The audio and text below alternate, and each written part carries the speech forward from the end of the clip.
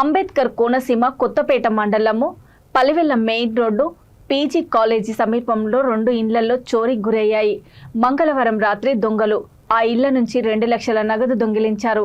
సంఘటనా స్థలానికి చేరుకున్న పోలీసులు క్లూస్ టీం ఆధారంగా దర్యాప్తు చేస్తున్నట్లు వెల్లడించారు.